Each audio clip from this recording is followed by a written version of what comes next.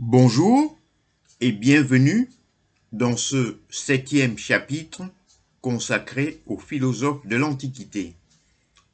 Aujourd'hui, nous découvrons Cicéron, l'un des plus grands penseurs romains, célèbre pour avoir transmis la philosophie grecque au monde latin.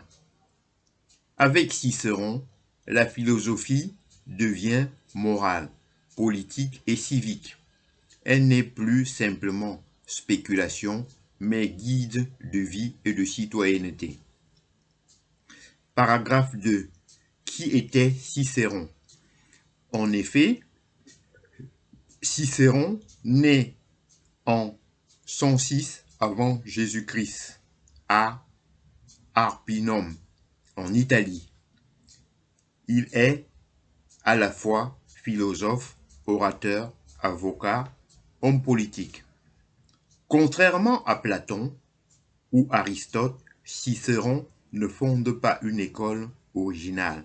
Son rôle est essentiel.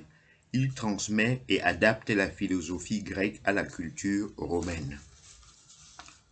Paragraphe 3. Cicéron, passeur de la philosophie grecque.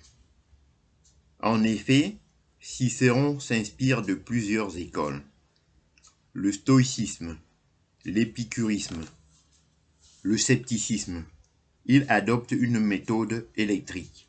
Il choisit dans chaque doctrine ce qui est conforme à la raison et à la morale. Grâce à Cicéron, les idées grecques entrent durablement dans la pensée occidentale en langue latine. Paragraphe 4. La philosophie comme art de vivre. Pour Cicéron, la philosophie a un but pratique. Elle sert à former le caractère, maîtriser les passions, affronter les souffrances et la mort. Il affirme que la sagesse est un remède de l'âme, capable d'apporter paix intérieure et dignité. Voyons maintenant le paragraphe 5, la vertu et le devoir moral. En effet, Cicéron place la vertu au sommet des valeurs humaines.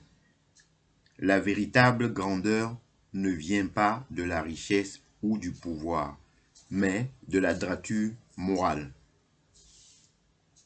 Cicéron insiste sur la justice, le courage, la tempérance, le sens du devoir. L'homme sage agit selon la raison et le bien commun. Paragraphe 6. La politique.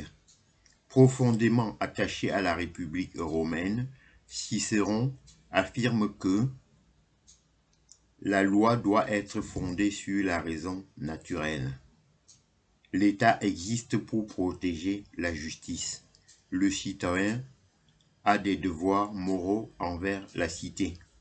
Il pose ainsi les bases du droit naturel et de la pensée politique occidentale.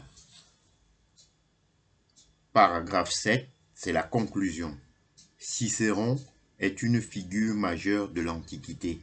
Il n'est pas seulement philosophe, mais passeur de sagesse, éducateur moral et défenseur de la vie civique.